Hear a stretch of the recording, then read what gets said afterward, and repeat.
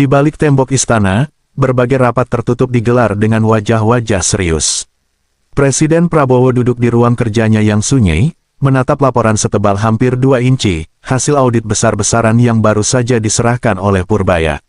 Laporan itu berisi daftar nama-nama besar, dari politisi senior hingga pengusaha yang selama ini mengatur arah kebijakan negara dari balik layar.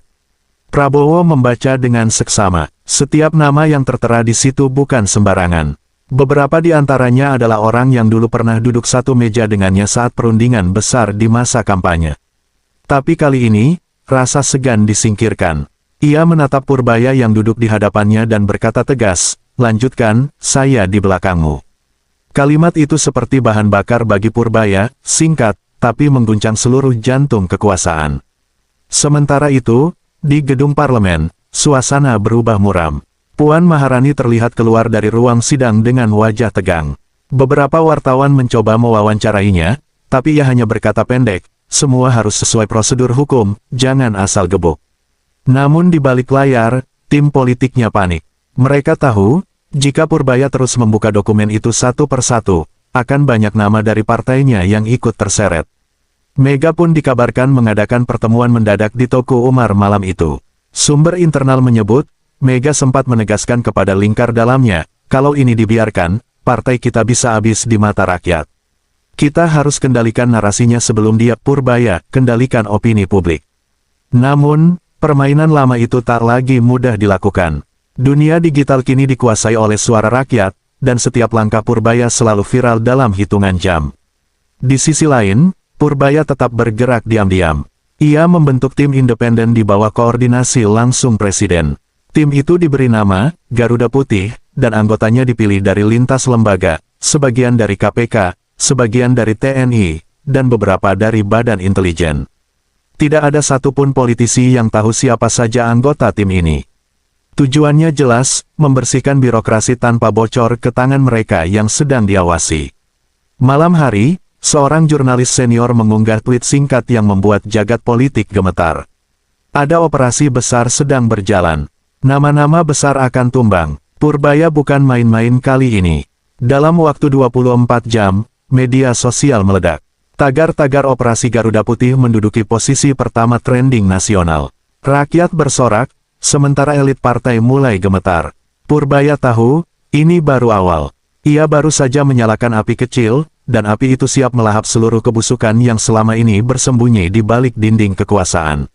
Malam itu, langit Jakarta berwarna kelabu. Di kawasan Menteng, sebuah rumah tua bergaya kolonial berdiri megah dan sunyi, Toko Umar 27. Dari luar tampak sepi, tapi di dalamnya, suhu ruangan terasa membara. Lampu kristal bergetar ringan karena suara dentuman meja dari ruangan utama. Megawati Soekarnoputri berdiri di tengah lingkaran elit partainya dengan wajah merah padam. Di meja depan, tumpukan dokumen hasil investigasi Purbaya menumpuk.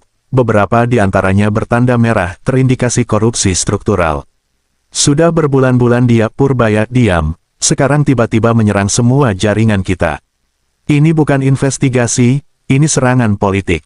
Suara Mega bergetar penuh emosi. Puan Maharani yang duduk di sampingnya hanya menunduk. Ia tampak lelah, bukan karena takut, tapi karena tahu, kali ini permainan lama mereka benar-benar terbaca. Salah satu petinggi partai mencoba menenangkan. Bu Mega, mungkin ini hanya strategi pemerintah untuk menguatkan posisi. Kita masih bisa negosiasi. Mega memotong tajam, negosiasi. Dengan siapa? Dengan anak muda yang sekarang didukung penuh Presiden. Purbaya bukan lagi birokrat kecil. Dia punya mandat penuh dan dia tahu di mana kelemahan kita. Suasana makin panas. Di luar ruangan, beberapa ajudan tampak sibuk memastikan tak ada satupun awak media mendekat. Tapi teknologi tak bisa dikendalikan. Salah satu staf muda yang hadir dalam rapat itu, diam-diam menyalakan ponsel dan merekam sebagian perdebatan, lalu mengirimkannya ke temannya yang seorang jurnalis. Dalam hitungan jam, potongan audio berisi suara Mega yang membentak, kalau dia teruskan ini, semua bisa hancur. Beredar di media sosial, jagat politik langsung meledak. Media mainstream menahan diri, tapi media independen dan akun-akun politik di X, Twitter, menyorot tajam. Tagar-tagar Megamurka dan tagar Puan Ketar-Ketir mendadak naik ke trending. Komentar publik pun pecah. Akhirnya, borok lama mulai kebuka. Purbaya kayak bom waktu, ngeri banget langkahnya. Sementara itu, di istana, Presiden Prabowo memantau perkembangan dengan wajah tenang. Di sampingnya, Purbaya berdiri menatap layar televisi yang menayangkan breaking news tentang bocornya rekaman Teuku Umar. Biar mereka panik dulu, kata Prabowo pelan, waktu kita akan tiba saat rakyat sudah melihat siapa sebenarnya yang merusak negara. Namun di sisi lain, Mega tak tinggal diam. Ia memanggil seorang tokoh senior yang dikenal lihai memainkan politik bayangan. Tugasnya sederhana tapi berbahaya, mencari cara menjatuhkan reputasi Purbaya di mata publik tanpa harus menyerang langsung presiden. Mereka menyebutnya, Operasi Asap, operasi propaganda senyap untuk membalikkan persepsi rakyat. Sayangnya, langkah itu justru berbalik arah. Di hari yang sama, Purbaya menggelar konferensi pers darurat. Dengan wajah tegas dan nada suara mantap, ia berkata di depan puluhan kamera. Tidak ada niat menjatuhkan siapapun. Saya hanya ingin negara ini bersih. Tidak akan saya biarkan siapapun, sekecil apapun kekuasaannya, menginjak hukum demi kepentingan pribadi. Kata-kata itu menghantam keras. Rakyat bersorak, media internasional mulai meliput, dan posisi Mega serta Puan makin tersudut. Istana mulai bersinar, sementara Teuku Umar diliputi ketakutan dan ketegangan. Malam itu, beberapa orang berkumpul dalam suasana tegang. Mereka adalah tim bayangan yang diberi mandat langsung dari lingkar Teuku Umar untuk menjalankan operasi asap, misi hitam untuk menggoyang citra Purbaya di mata publik. Targetnya sederhana, buat rakyat percaya bahwa Purbaya hanyalah boneka kekuasaan, bukan pahlawan reformasi.